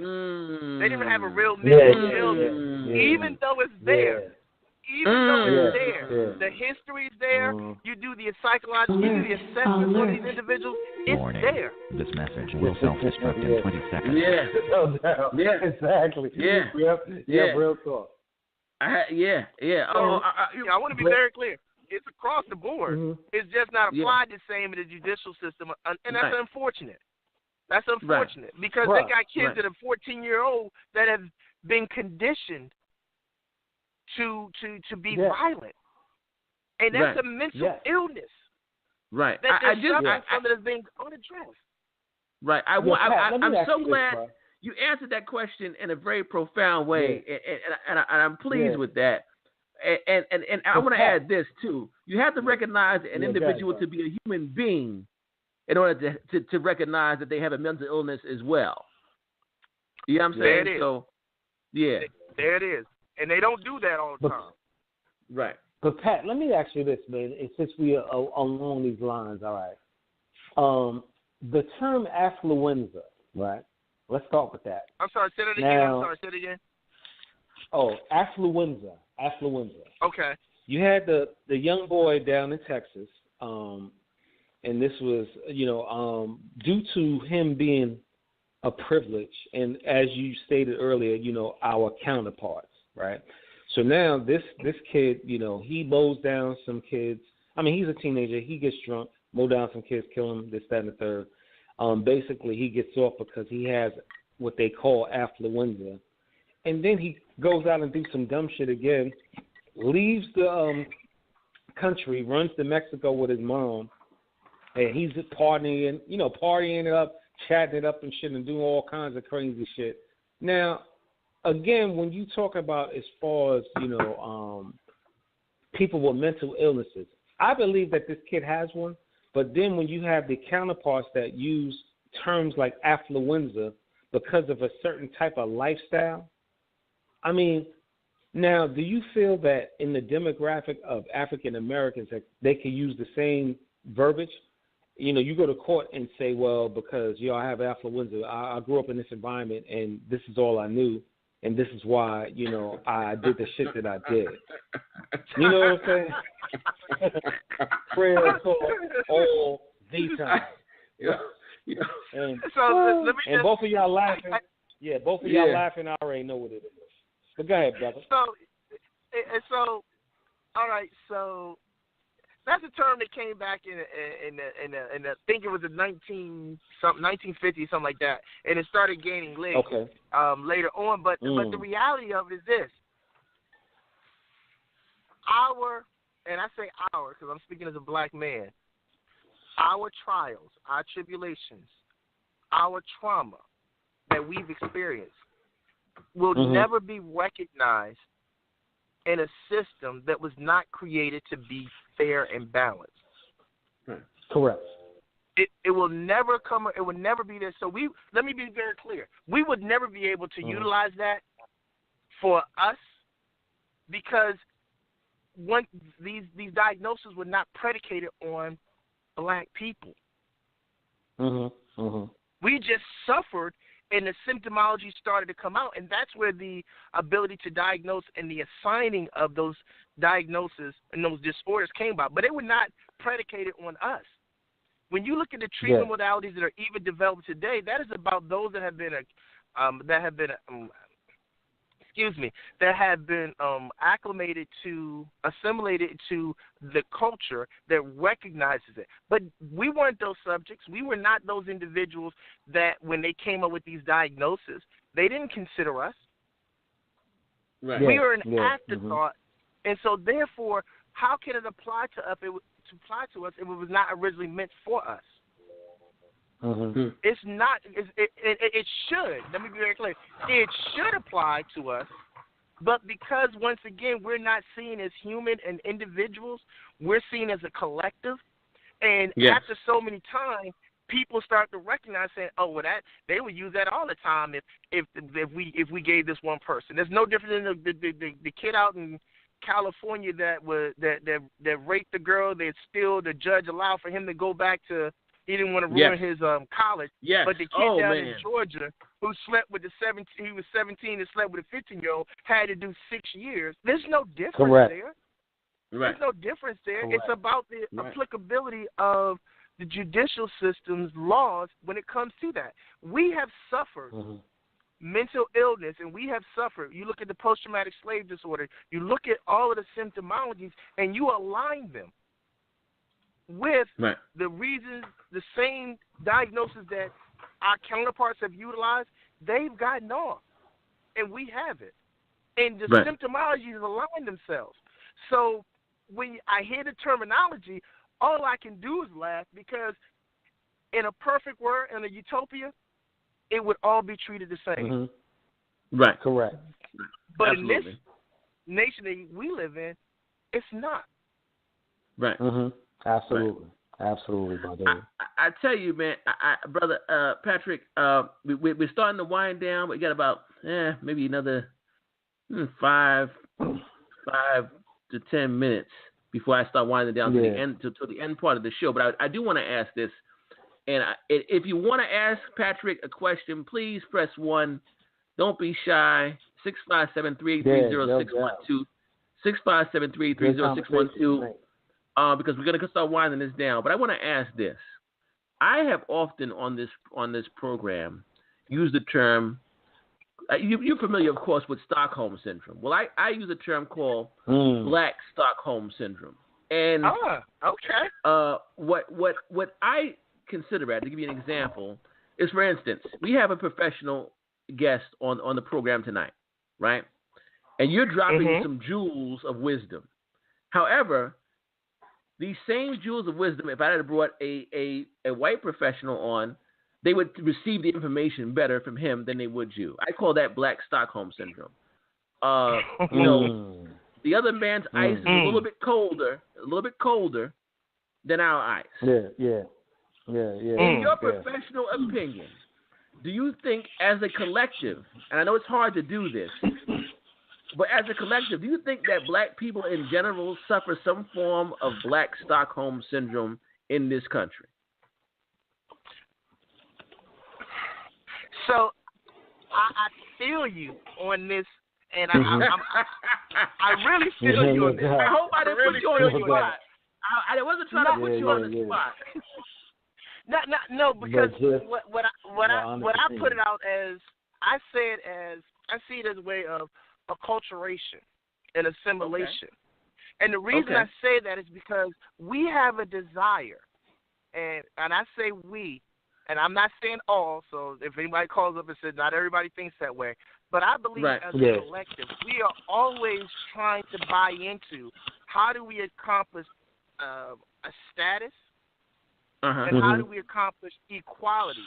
And so from that, we tend to move away from our center of who we are as a people and move more towards our dominant, the dominant culture in our society that predicates itself on individualism. It predicates on competition.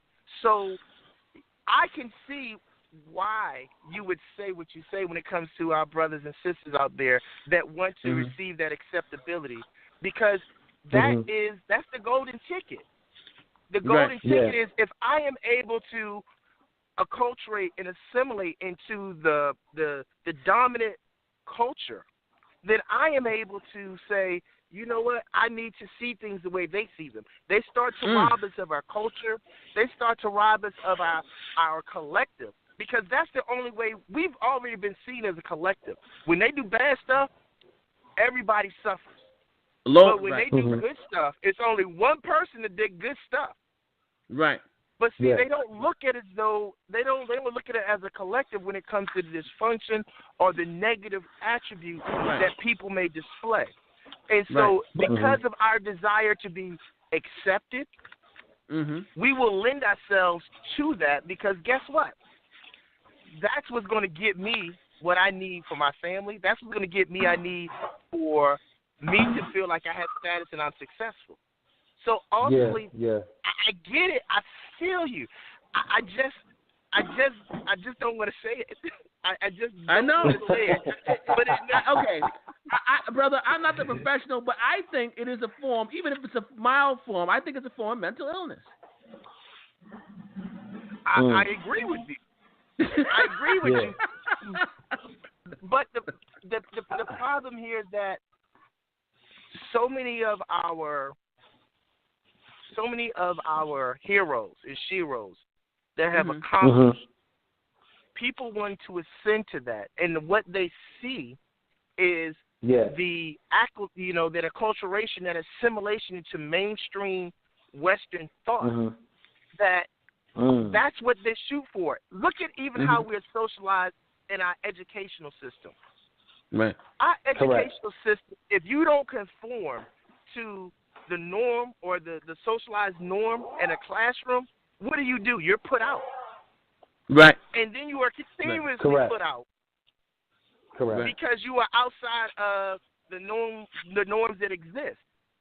So therefore, you are not given the opportunity to elevate yourself and to move forward, because you have not fit into the confines of the system that has been put in place. Now, mind you, I'm not saying that you can't do it. I'm just saying that we can excel based upon who we are if we have the ability to recognize our center, who we are as a people. How do we become successful? Because that's what it is that's going to take us there. But the mental illness that exists is still being infused inside of us on a daily basis. Right. You got to compete against this person. So that competition, and that competition means that we have to go against you. It's not a collective. We as a collective recognize that we all can benefit when we work together. Right. The problem becomes that we don't recognize that that's how we become successful, because I am because we are. We are because I am. We don't live by that. Exactly. We don't live by that model. We don't live by the fact that we are a collective. And that's why when you see those individuals that are identified as mentally ill, it's because they were unable to conform, and there was no process in place that assists them with healing and helping them to move forward. Right. Real talk. And, you know, it's funny, though, man, because you said some stuff that was paramount, man, and along the lines of, like, I'll use this term, past practice. Now, and we talked about this, y'all, before on the show in reference to, like, how certain things are passed down from generation to generation, you know, such as, like, grandma or great-grandma, you know, would say, like, utilizing the welfare system. So now, you know, it's passed down to the children, which is our parents and our aunts and uncles and shit like that. Then it's passed down to our cousins. I mean, I got a cousin that lives in the apartment that my aunt and my uncle had. And, I mean, it's been in the family for, like, damn near 40, 50 years. You know what I'm saying? That ain't rent control. Public, you know what I'm saying? Yeah, you know what I mean? Yeah, shit like that. But it's like these things, stuff like that, and and not being able to change your mindset to where now you're so caught into what somebody has beat into the black family for years, and a lot of people settle for that, and they don't want to get outside the norm. Then you have the other side of that as far as the crabs in the barrel syndrome. Like now, all of us are talking, and now, bro, you're about to get your PhD and all these good things, but now I'm going to get upset because you're doing that. So I'm going to do some shit that'll try to either block you or make you seem like you're this bad person because you're being successful. And a lot of people in our demographic sees or looks at, if a person is educated, they're trying to be whitewashed. This is some shit that's been taught for years. You know what I'm saying? So how do we even combat that aspect? Okay, so I know in your reading you've heard about the Willie Lynch letters, correct? Yeah.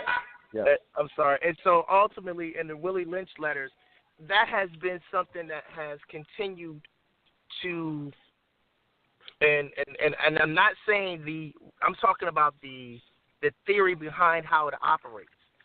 And that is to put us against one another. And once you put us against one another, then we no longer have the capacity to look at each other as family. We no longer have the ability to see. So that in and of itself, to me, starts to talk about that mistrust. To me, that starts to talk about, then you talk about the trauma that family has experienced. And we couch it in the immediate trauma, but we never tie it to foundational trauma that has existed. So we've never talked about a true healing process for us as a culture, as black people. We've never looked at it as though, how do we heal from that mental illness that has disrupted our ability to function collectively?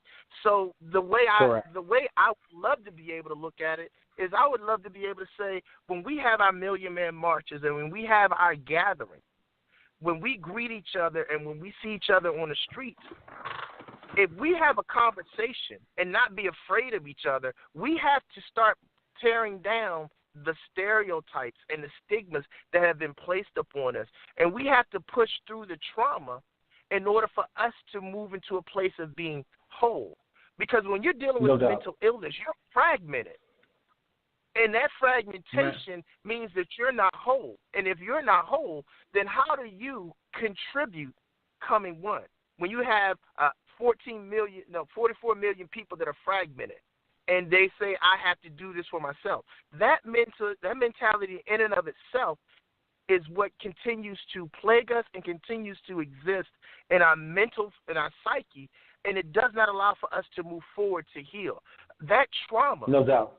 When we talk about post-traumatic slave disorder, that trauma in and of itself continues to abide in who we are in our daily lives.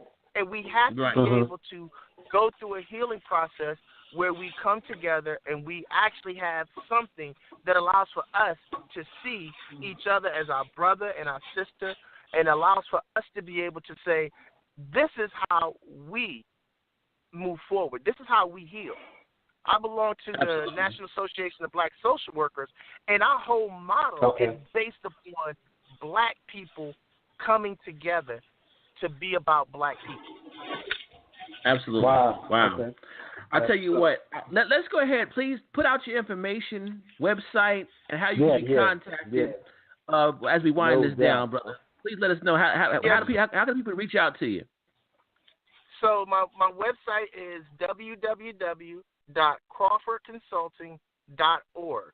That's CrawfordConsulting.org.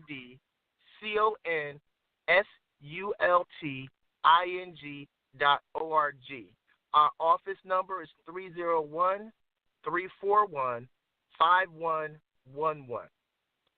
No doubt. So, and you can look us up on the website and everything like that. And I definitely, we accept, we want to work with our people.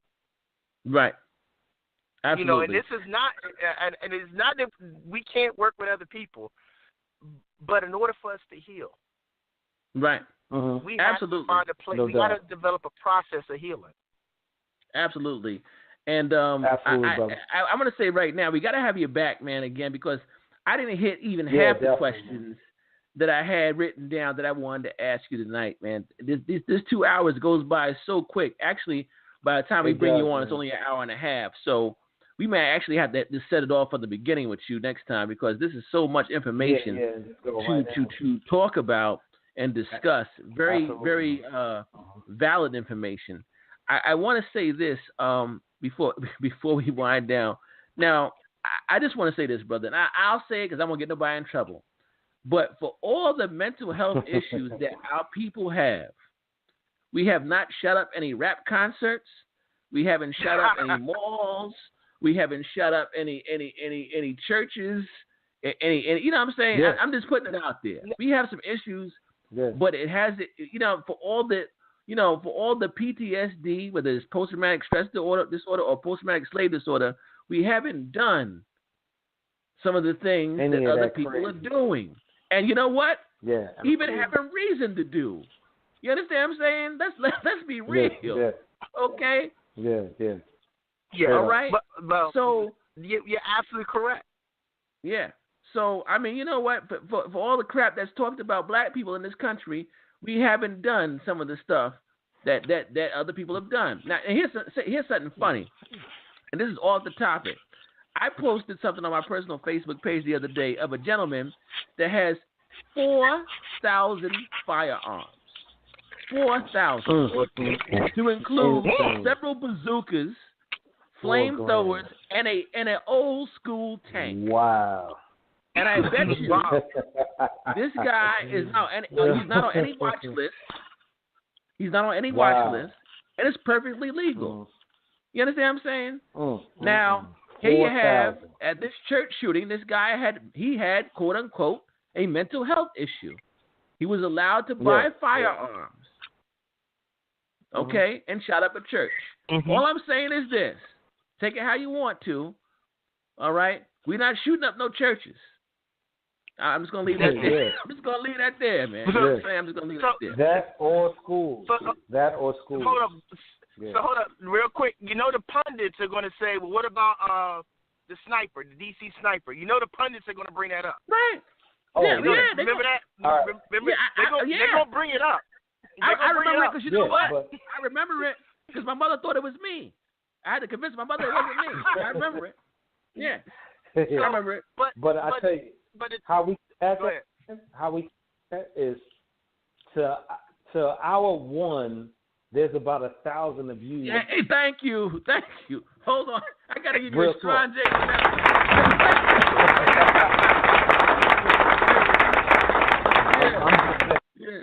I'm just saying.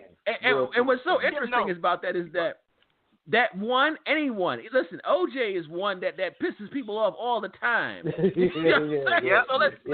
exactly. Let's stop the bullshit. Yeah. All right. Yeah, no doubt. Stop playing. But the reason I bring it up is because of this, though. This is the thing about it. The reason I bring it up is because of this. With the thousands of mass shootings, the massacre that happened in Tulsa, the Rosewood situation, all these situations that have occurred in our history,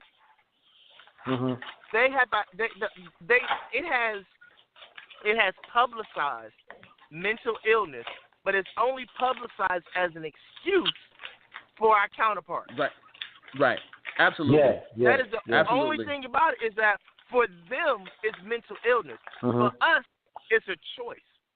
Right. Oh, you didn't have to do this, or you didn't, and that is the struggle for African Americans, for blacks, for even for practitioners, because even though we can produce this information, we can produce the symptomology, we can produce the history of how these things have impacted it, it is dismissed because once you turn 18, they're like, you know what, you knew better.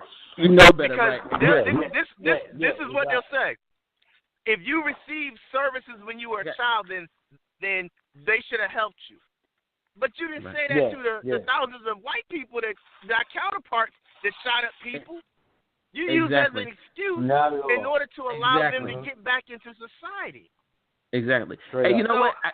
I gotta jump in here. I'm sorry to cut you off, Patrick. I gotta jump in here. We're about to run out of time. Thank you so much. We gotta have you back because this is not finished. Definitely. This is not finished. Not finished. I want to thank everybody for listening. Real Talk all the time. We'll be back next week, next Tuesday, and we'll be back 7:30. You guys know the time. You guys know the place. Patrick, thank you, and we'll have you back again, sir. We appreciate you, brother. Thank you so much. My pleasure. Thank you for having me. Mad love, bro. All right. No doubt. Always, fam. Everybody, peace out. Good night. We are out of here. Yep. Join us again next Tuesday. Out of here. 7:30 Eastern Standard Time. Real Talk all the time. We out of here. Good night, y'all. Peace. Good night. One.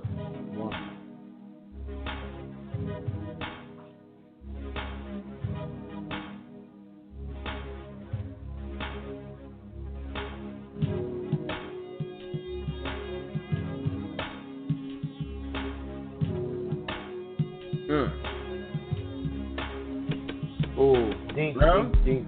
That was like that tonight, bro. Yes, sir. Woo. Man, oh my goodness, man.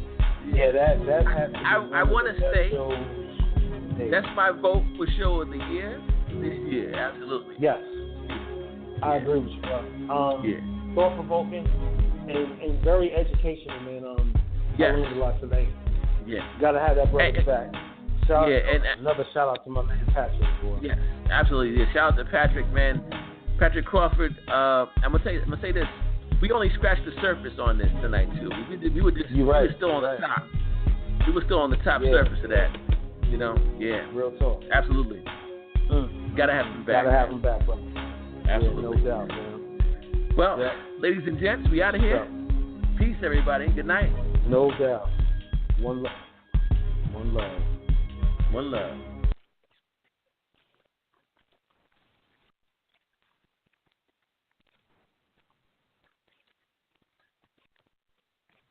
When we listen to the radio, we never agree on the station. Classic rock. Hip-hop. Pop. Guys, quiet. The one thing we do agree on, we all want an awesome free phone. That's why we switched to Metro PCS.